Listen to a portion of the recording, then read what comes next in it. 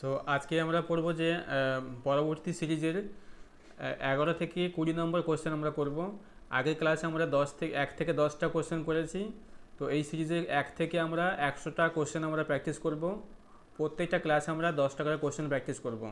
এই সমস্ত কোশ্চেনগুলো এসএসসি সিজিএল এবং অন্যান্য কম্পিটিটিভ পরীক্ষার জন্য খুবই গুরুত্বপূর্ণ। তোমরা যারা এসএসসি সিজিএলের বা সেন্ট্রালে এসএসসির জন্য পড়ছো তারা কিন্তু খুব সিরিয়াসলি পড়াশোনা শুরু করো, কারণ জুলাই আগস্টে পরীক্ষা হচ্ছে। অলরেডি এসএসসির অফিসিয়াল ওয়েবসাইটে নোটিফিকেশান দিয়ে দিয়েছে, কবে সম্ভাব্য তারিখ সেটা তারা জানিয়ে দিয়েছে। সেই মতো করে প্রিপারেশান স্টার্ট করো। তো যারা ক্লাসটা ফলো আপ করছো, রেগুলার বেসিস ফলো আপ করো এবং ডিটেল লাইভ ক্লাসের জন্য তোমরা কিন্তু অ্যাপ ডাউনলোড করে বা এই হোয়াটসঅ্যাপ নাম্বারে তোমরা কোনো কোয়ারি থাকলে জানাতে পারো। তো চলো শুরু করছি দেরি না করে আজকের ক্লাস। কোশ্চেন নাম্বার 11-এ বলা হয়েছে, the award was presented to her by the director. The award was presented to her by the director. এইখানে যখন বলা হয়েছে যে এটাকে প্যাসিভ কিংবা অ্যাক্টিভে করতে, তাহলে আমাকে আগে দেখতে হবে যে কোশ্চেনটা কোন ফর্মে আছে, কোশ্চেনটা কি অ্যাক্টিভে আছে নাকি প্যাসিভে আছে। তার জন্য তোমাদেরকে বলেছি যে প্রথমে এসভিওটাকে চিহ্নিত করতে হবে, এসভিওকে চিহ্নিত করতে হবে তোমাদেরকে প্রথমে। তাহলে এসভিও যদি আমরা দেখতে চাই তাহলে দেখো এখানে এখানে ভি হচ্ছে এখানে প্রেজেন্টেড, এখানে আছে পাস্ট পার্টিসিপল ফর্মে রয়েছে ভিটা, অর্থাৎ মেন ভার্বটা পাস্ট পার্টিসিপল ফর্মে রয়েছে, ওয়াজ রয়েছে অক্সিলারি ফর্মে, অ্যান্ড টু হার একটা অবজেক্ট এবং দ্য ডিরেক্টর একটা অবজেক্ট। এখানে দুটো অবজেক্ট আছে, এখানে এই একটা অবজেক্ট এবং এই একটা অবজেক্ট, এবং দ্য অ্যাওয়ার্ড এখানে এস অর্থাৎ সাবজেক্ট হিসেবে বসেছে। তাহলে আমরা পেয়ে গেলাম এসভিও পেয়ে গেলাম।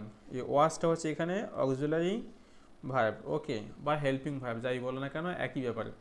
এখানে আমরা এটাকে আমরা তাহলে প্যাসিভে যখন রয়েছে, এটা অলরেডি প্যাসিভে রয়েছে, তাহলে আমাকে অ্যাক্টিভ করতে হয়। কী করে করবো? তাহলে এখানে যদি এই হার অথবা ডিরেক্টর এই দুটোর মধ্যে যে কোনো একটাকে আমরা অবজেক্ট হিসেবে যে কোনো একটা অবজেক্টকে আমরা সাবজেক্টে ধরে নিতে পারি, তাহলে সে জায়গাতে কী করবো আমরা? তাহলে এখানে ডিরেক্টর আছে, এখানে যদি আমরা ডিরেক্টর দিয়ে ধরি, দেখো এখানে কোন কোন অপশানে দেওয়া আছে।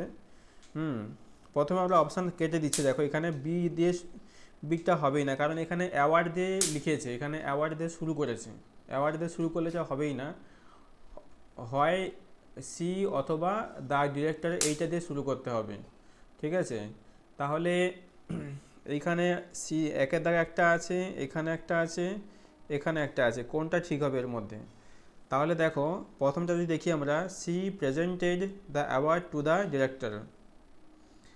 আচ্ছা, তাহলে এখানে সি কে বসিয়েছে এবং ভার্বের পাস্ট ফর্ম বসিয়েছে, ঠিক আছে, the award to the director.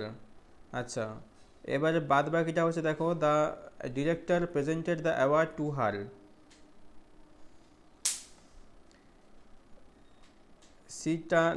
C was presenting the award. দেখো এখানে প্রেজেন্টিংটা এটা কোনোভাবেই হবে না, এটা অপশান বি এবং অপশান ডি দুটোই কাটা। তাহলে বাকি থাকছে অপশান এ এবং হচ্ছে অপশান সি। অপশান এ এবং সির মধ্যে কোনটা হবে? আমরা বলেছি যে যে কোনো একটা তুমি অবজেক্টকে এখানে সাবজেক্ট হিসেবে নিয়ে আসতে পারো, যে কোনো একটা অবজেক্টকে তুমি সাবজেক্ট হিসেবে নিয়ে আসতে পারো। তাহলে যদি আমরা সিটটা দেখি, এখানে দ্য ডিরেক্টর ছিল, দ্য ডিরেক্টর এখানে বসানো হয়েছে, প্রেজেন্টেটিভ ভার্বের পাস্ট ফর্ম ছিল বসানো হয়েছে, দ্য অ্যাওয়ার্ড বসানো হয়েছে, ঠিকঠাকই আছে, এটা এখানে ছিল, সাবজেক্টকে অবজেক্ট করা হয়েছে, এখানে টু হার ছিল, টু হার করা হয়েছে। ঠিক আছে, এটা ঠিক আছে। আবার এটা তাহলে সম্পূর্ণ ঠিক, এটাও ঠিক, সিট দাগেটা সম্পূর্ণ সঠিক উত্তর এখানে করা হয়েছে। আচ্ছা, আর একটু দেখে নিই এটা এখানে কি সমস্যা রয়েছে। সি প্রেজেন্টেড দ্য অ্যাওয়ার্ড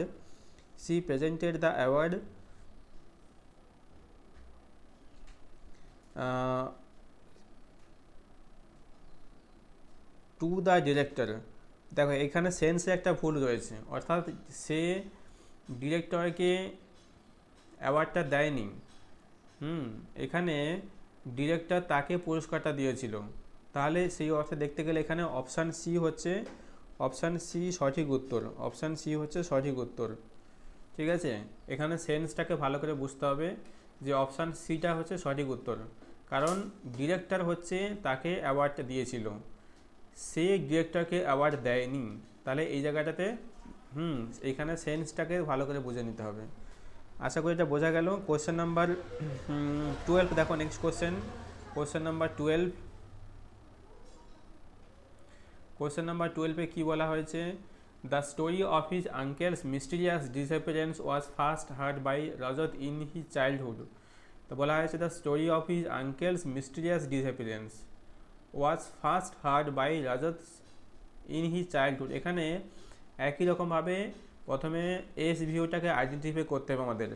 এখানে এসটা কি? তাহলে এখানে এসটা হচ্ছে এখানে প্রথমে হচ্ছে হার্ড, এই অংশটা দেখো, হার্ড হচ্ছে এখানে শুনেছিল, এটা হিয়ার, এটা পাস্ট ফর্ম করা হয়েছে, পাস্ট পার্টিসিপেল ফর্মে লেখা আছে এখানে, past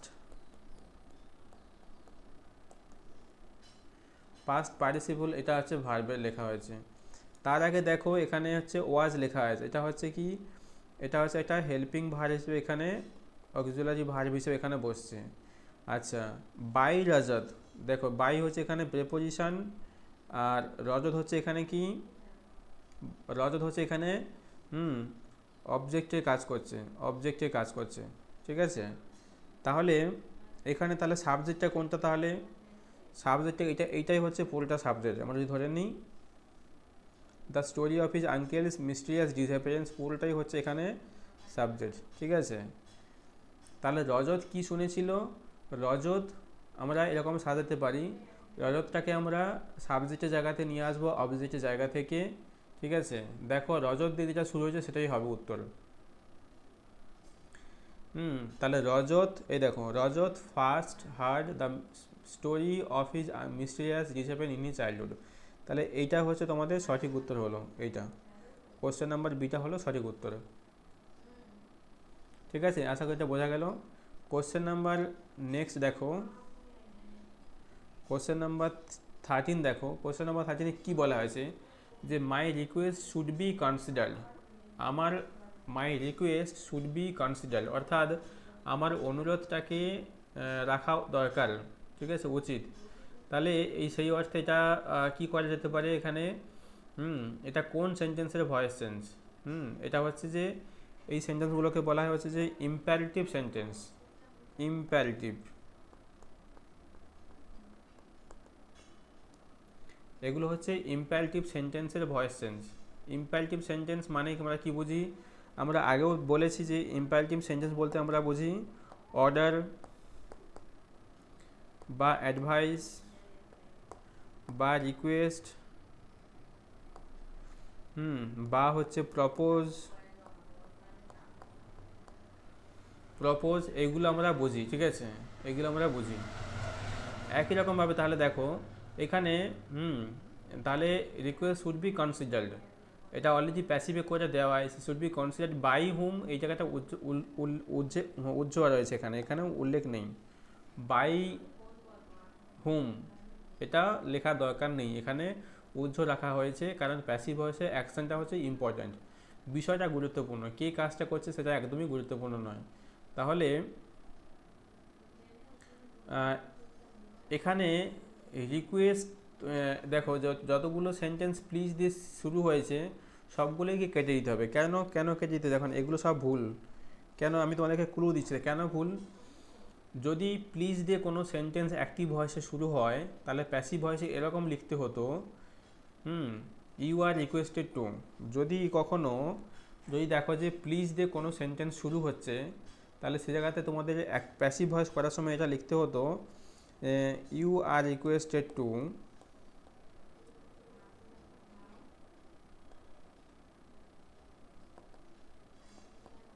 you are requested to দিয়ে শুরু করতে হতো সেন্টেন্সটাকে। প্যাসিভ ভয়েসের এইটা দিয়ে শুরু করতে হতো, এই ইউ আর রিকোয়েস্টেড এই অংশটা দিয়ে সেন্টেন্সটাকে শুরু করতে হতো। এখানে কি শুরু হয়েছে? শুরু হয়নি। যদি প্লিজ দিয়ে অ্যাক্টিভ ভয়েস শুরু করতে হয়, প্যাসিভ ভয়েস শুরু করতে হয়, তাহলে এরকম লিখতে হবে, কিন্তু এখানে লেখা হয় না। তাহলে এইটা হচ্ছে সঠিক উত্তর। কোশ্চেন নাম্বার সি হচ্ছে correct answer. Question number C হচ্ছে correct answer. Consider my request is the correct answer, ঠিক আছে? তো চলো, আশা করি এটা বোঝা গেছে। কোশ্চেন নাম্বার 14 দেখো, এখানে কি বলা হয়েছে, a new book on games will be released by the publishers next week. A new book on games will be released by publishers next week. তাহলে একটা নতুন বই খেলাধুলার উপরে প্রকাশিত হবে পরের সপ্তাহে, ঠিক আছে। কে প্রকাশ করবে? পাবলিশার্স। তাহলে এখানে পরিষ্কার বলাই আছে, যেটা প্যাসিভ ভয়েসে আছে, will be released by the publishers. তাহলে দ্য পাবলিশার্সকে আমাদের প্রথমে আনতে হবে। দেখো, দ্য পাবলিশার সমস্তগুলোতেই আছে। আচ্ছা, এখানে অক্সিলারি ভার্ব কী আছে? এখানে উইল আছে। পাবলিশারের সঙ্গে কোন অক্সিলারি ভার্বটা এখানে বসাতে হবে? পাবলিশারের সঙ্গে উইল বসবে। পাবলিশার্স উইল রিলিজ, দেখো কোথায় লেখা আছে? Publisher will release. দেখো, এগুলো আমি সব কেটে দাও। Publisher will publish, will be release, এখানে বি আছে, হবে না এটা। উড, এখানে এটা ভুল। তাহলে অপশান নাম্বার সি হচ্ছে সঠিক উত্তর। কোশ্চেন নাম্বার এ হচ্ছে সঠিক উত্তর। Publisher will release a new book on the games next week. চলো নেক্সট কোশ্চেন ফটাফট। কোশ্চেন নাম্বার 15 দেখো। কোশ্চেন নাম্বার 15 কী বলা হয়েছে? The cannons are being fired continuously by them. তাহলে এটাও প্যাসিভ ভয়েসে লেখা রয়েছে অলরেডি। কারণ কি, এখানে আর বিং রয়েছে, এখানে ভার্বের থার্ড ফর্ম রয়েছে, ঠিক আছে, বাই দেম এখানে লেখা রয়েছে। তাহলে যদি আমরা এটাকে দেটাকে যদি আমরা সামনে আনি, সবগুলোতে দেখো এখানে দে সামনে রয়েছে, শুধু এইটা ছাড়া। তাহলে এটা আমরা কেটে দিলাম, এটা হবে না। তাহলে বাকি হচ্ছে এখানে, এটা প্রেজেন্ট কন্টিনিউয়াস টেন্সে আছে, দের সঙ্গে হচ্ছে আর হবে। দে are firing, they are firing, দেখো কোথায় আছে? দে are firing, they are firing হচ্ছে এখানে আছে, দে are firing, they are firing, they are firing. কারণ এটা কন্টিনিউয়াস টেন্সে যখন রয়েছে, তখন আমাদের কন্টিনিউয়াস টেন্সে লিখতে হবে। তাহলে they are firing the cannons continuously. Question number next দেখো, কোশ্চেন নাম্বার 16 দেখো কি বলা হয়েছে। কোশ্চেন নাম্বার 16 বলা আছে, has the villa been occupied by them.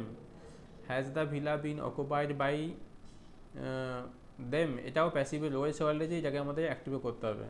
তাহলে তখন কি লিখবো? তাহলে দেম থেকে হয়ে যাবে দে। আর এটা যেহেতু ইন্ট্রোগেটিভ সেন্টেন্সে আছে, অর্থাৎ কোশ্চেন সেন্টেন্সে আছে, যেহেতু এটা কোশ্চেন সেন্টেন্সে আছে, একে বলা হয়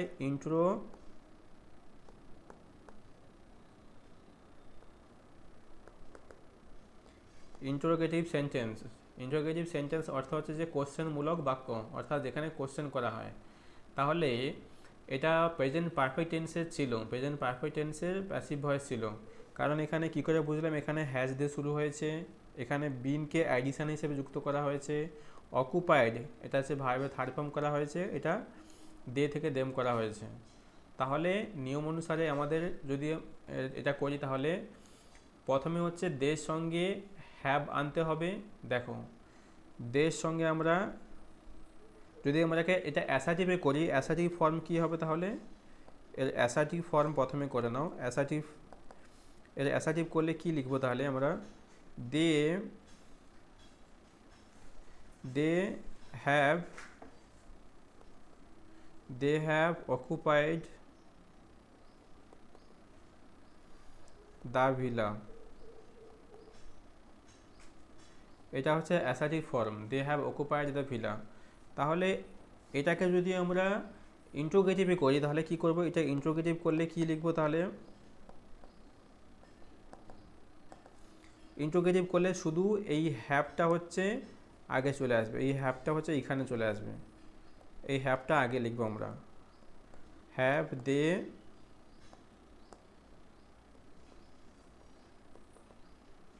অকুপাইড দ্য ভিলা, এটা হচ্ছে সঠিক উত্তর।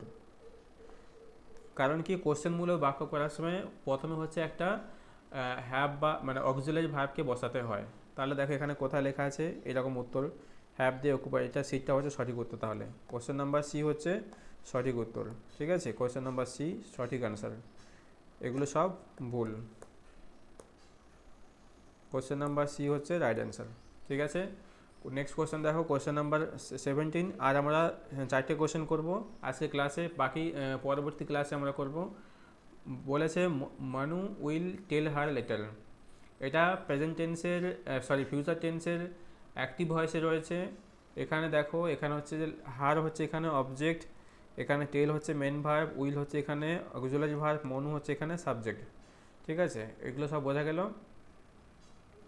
তো এটা হচ্ছে আমি লিখে দিচ্ছি এখানে সাবজেক্ট, এটা হচ্ছে অক্সিলারি ভার্ব, এটা হচ্ছে যে মেন ভার্ব, এটা হচ্ছে অবজেক্ট। হুম তাহলে এটা বোঝা গেল। এটা আমি সাবজেক্ট ভার্ব অবজেক্ট পেয়ে গেলাম। তাহলে রুল অনুসারে আমাকে তাহলে হারটাকে সি করতে হবে। দেখো এটা এখানে করা হয়েছে, সি সব জায়গাতেই আছে, ঠিকই আছে। তারপরে উইল বি হবে, will be told, will be told. দেখো এখানে অপশান নাম্বার সিতে রয়েছে will be told, option number C, বাকি সবগুলো ভুল। তাহলে এইটা হচ্ছে সঠিক উত্তর। Question number C is the right answer. ঠিক আছে, question number C is the right answer. Next question আমরা চলো দেখো, নেক্সট কোশ্চেন দেখো। Question number 18, has the villa been occupied by them? Has the villa been occupied, I think এই কোশ্চেনটা repeat হয়ে গেছে, এই কোশ্চেনটা আগেও আমরা করেছিলাম, এই কোশ্চেনটা রিপিট হয়ে গেছে। Anyway no problem. Question number